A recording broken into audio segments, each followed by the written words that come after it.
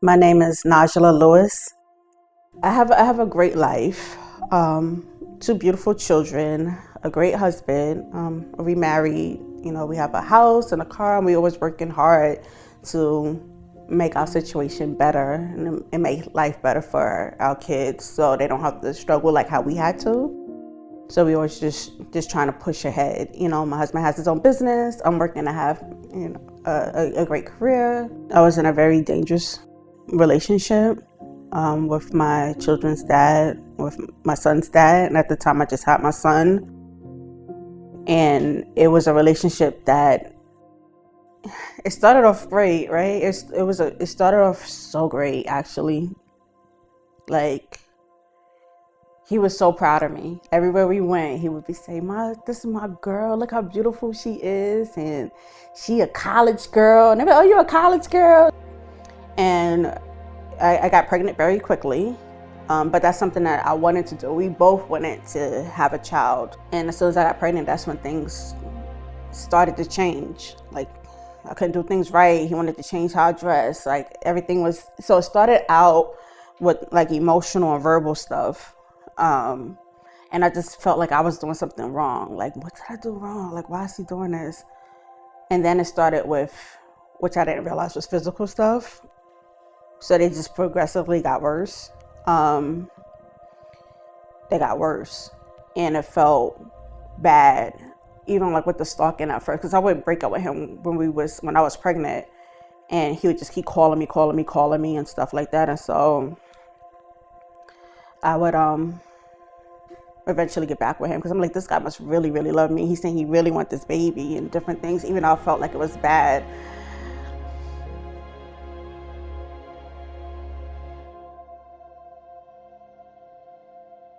But then it got real dangerous real quick. So when I came down here, I came like in a height of everything, of just 1 minute, I meet this guy, I'm in love, having a baby, best times of my life. It's supposed to be the best experience.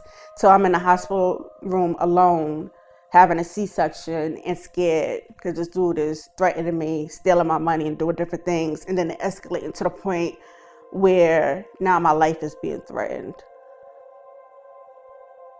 That was like in a matter of a year. I was working with the ADA and then also an advocate out of the Brooklyn Justice Center.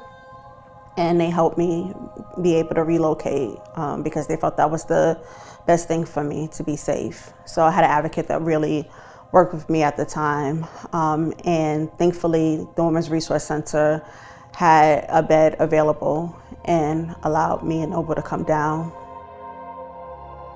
This is nothing like I thought it would be, like the TV and the couch and the way it was set up and just how nice everybody was and smiling at me. Getting to know those women, even though some of the stories were just so sad and tragic. And I don't know what happened to almost all of them. The time that we was there, that bond that we had, and laying up in each other's beds talking all night, and the little kids playing and hearing them laughing in the hallways, like it felt good.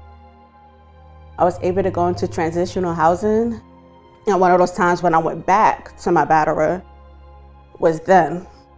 I had gotten back with him, had my daughter, so now I have 2 children, 2 babies, basically. Just the thought of it, I was just like, I just can't. And I was really depressed. I was actually suicidal. And part of the reason why I had my daughter, even though people were telling me, you shouldn't have her, you have 2 children, and it's hard enough with one, is because I thought he was gonna kill me.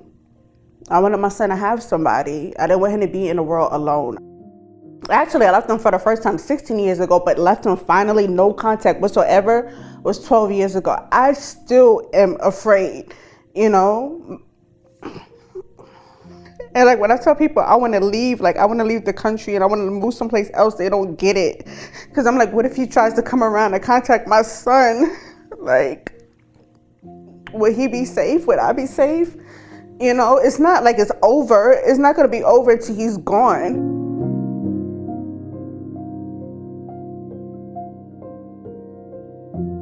So I kind of feel like I have like this scar that people can't see. That's always going to be with me no matter what, you know? So even though like I have this really great life and, you know, I'm very, very grateful, I think there's a part of me that's always going to just be sad. Like just this part of me, no matter what, like, you know what I mean? I could be having the greatest moment in the world and then I might have like a little memory or something in the back of my mind. And I'm just like, will I ever just be, not say at peace with it, but will I ever just feel like, I don't know, like whole? Like, I don't know how to explain it. Like, will I ever get back what I feel like he took?